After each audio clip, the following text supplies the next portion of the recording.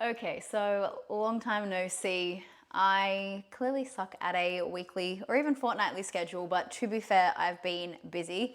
If you haven't already seen on socials, Matt and I had a small family elopement and then a couple of weeks later surprised our family, our extended family, friends, and all our loved ones at our engagement party a couple of weeks later, which was Friday before last.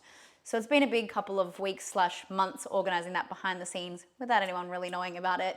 So this brain's been very overstimulated and tired, which it always is at the best of times anyway. So apologies for my silence. I do intend on continuing to make some really fun cooking videos. I also am going to post a video or two about the behind the scenes of all the wedding and engagement party prep too. I organized pretty much everything with some opinions from Matt, but mainly my own.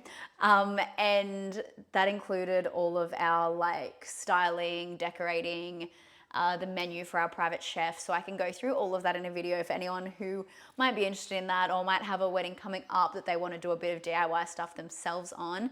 But if I'm being honest, I haven't even started putting any of that footage together yet. So that will come in time. I feel like this week my brain has finally been able to switch off for the first time in a very long time. And it's been nice, honestly. Mundane routine has been the best thing ever. I wanted to run you through tonight's meal because I feel like it's going to be a fun and exciting one. I was supposed to cook a beef mince fried rice with a side of dumplings for dinner tonight, which wasn't really exciting me. I stupidly got a takeaway rice, beef, and veggie bowl for lunch. So now that's really not appealing for dinner as well. So hopefully Matt's not too upset about that because he did not have the takeaway lunch. So I just decided to pop into Woolies on the way home. Aldi, on the way home and just have a wander and see what I felt like. I decided because I had the beef mince that ideally I wanted to base the meal around that. I thought a veggie lasagna might be the way to go. So I've got a Bolognese sauce, a Bechamel lasagna type sauce, some ricotta cheese, some eggplant, zucchini, and diced tomatoes. I'm just about to slice up the veg. I'm going to pop it in the oven for a little bit just so it's a bit soft, especially that eggplant. And then I'm just going to cook up on a pan the mince, bolognese, diced tomatoes, layer it together in a baking dish, pop it in the oven to cook with some cheese on top, and it will be pretty much ready to go. Maybe a side of some veg with it. I think we've got some corn on the cob. Might just do some corn on the cob, maybe a bit of broccoli on the side. See how hungry we are and what we're feeling like. Hopefully Matt is keen on the idea once it's made, and I'm sure it'll smell delicious as he gets home. But stay tuned, I'll take you along for the ride.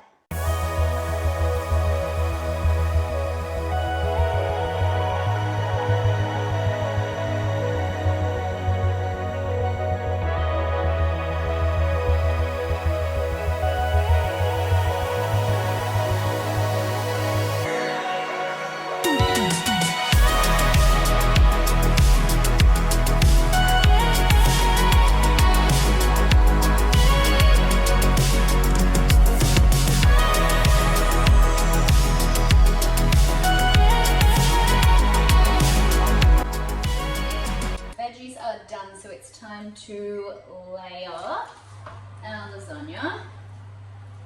I've already started the first layer with just some of the sauce from the mince mix, and also,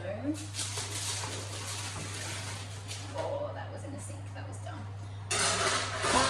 Also layered the sauce and some ricotta and bechamel as well. Welcome to my kitchen chaos. I'm going to leave that oven on because I will put this back in there once we've layered up here.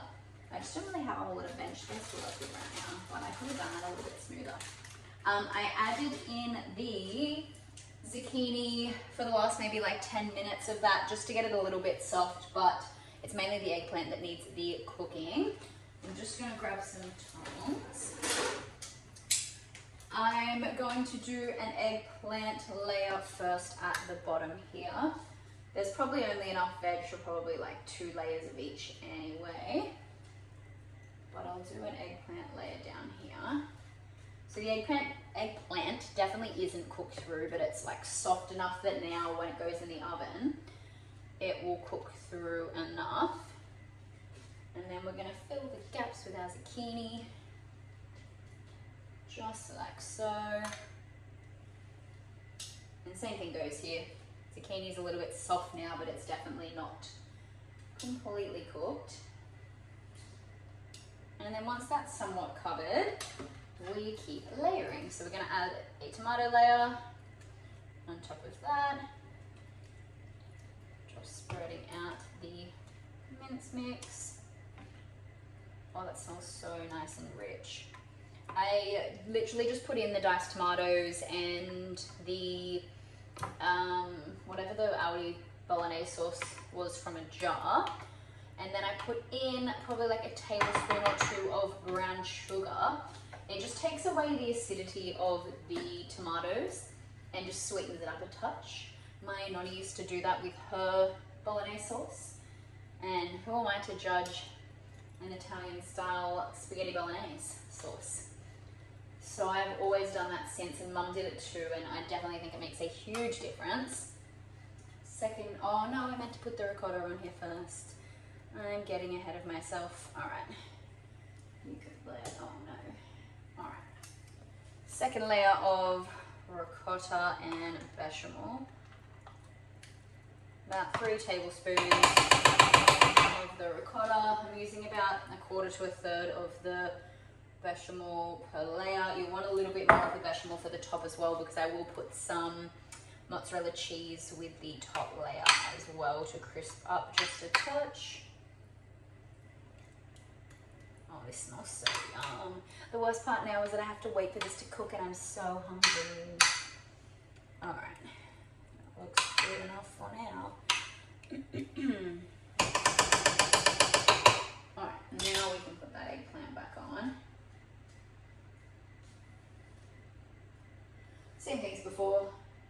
I kind of zigzag layer it just because if I overlap it, it gets too full in the tray itself. Oh, I've kind of made a mess of this eggplant now. Another mince layer. I don't think I'd have enough of this, but I feel like we've got the perfect amount of everything here. I'm gonna leave just a touch of that mince to put on that top layer with the bechamel, although I'm definitely starting to run out of room.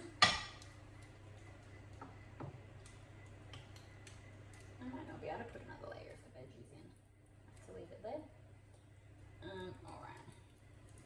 Just cover up these edges. Like, will I regret if I fill this too much and it overflows? Maybe. Tasty at least. Ricotta. I'm going to use all the ricotta now, but I will leave some bechamel just in case I need a touch more.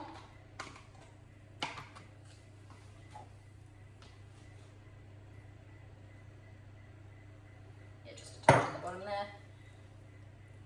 Actually, no, this is going to have to be our top layer. And then we'll just put some cheese on top. Yum, and then I've got a little bit extra roast veggies for the week. Oh my gosh, this is full. Alright, I'm going to spread this. I'm going to put the cheese on top, and then this is going in the oven.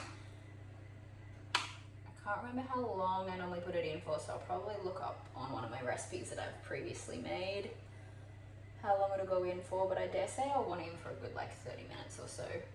Really get everything soft. Wait till the cheese is kind of golden on top and then go from there. Alright, that looks absolutely delicious. Let me grab some cheese. We're going to go a bit nuts with the cheese. You can obviously do as much as you would like, but I would definitely like to have the top covered. And enough. And then we're going to put it in the oven. I might put it in for 20 minutes to start, see how it's looking from there. And then I'll just see. I really hope this doesn't overflow, because it's looking like it could. 20 minutes. already well and truly hot in the oven. So 20 should be good. Lasagna is done and it looks delish. I ended up putting it in for 30 minutes and it's kind of gone nice and golden and crispy on the top. I'm just about to cook some, or microwave some broccoli and some carrot. And I've also got some, what did I put in the microwave? A cob of corn in the microwave as well. And we'll just have a little side of veggies with a nice big slice of the lasagna for dinner tonight. I'll show you the final plated up dish once it's done. Probably be another like 5 or so minutes. It was fairly time consuming of a dinner, so I'm really hoping it's bloody tasty and will be worthwhile. The lasagna smells delicious, but like any lasagna that has just come out of the oven and needs to sit, it has served like slop, which I'm not surprised about. I think it'll be delicious nonetheless. It's just a whole big mixture that's kind of exploded and now there is no square left from where I originally got this from. I will let it set until Matt gets home, and then when it's refrigerated overnight for tomorrow's lunches or dinners, it should serve a hell of a lot nicer, but hey, it all tastes the same. I'm so excited to eat this. This looks delish. I've just done a little side of veg, carrot, broccoli, and corn to go with it as well. Sloppy mess, exhibit A. But yeah, I'm sure it'll be delicious. Stay tuned for future weeks of videos. As I said, I'll put up some bits and pieces from behind the scenes of the wedding. I'm going to continue to do a bit of food cooking too. I'll attach a little maybe intro or outro of this video, or maybe I'll do another video, undecided, of some of the meals I've done over the last probably like month or so while I haven't been posting. We did get an every plate box or two that had some fun inspo. I did post a little bit on Instagram of like some beef nachos we had and a couple of other really tasty meals that I'm going to continue to cook, and I'll take you along in the future with a full-blown recipe of those. And as per usual, the recipe write-up, or at least the ingredients, will be written in the description as well.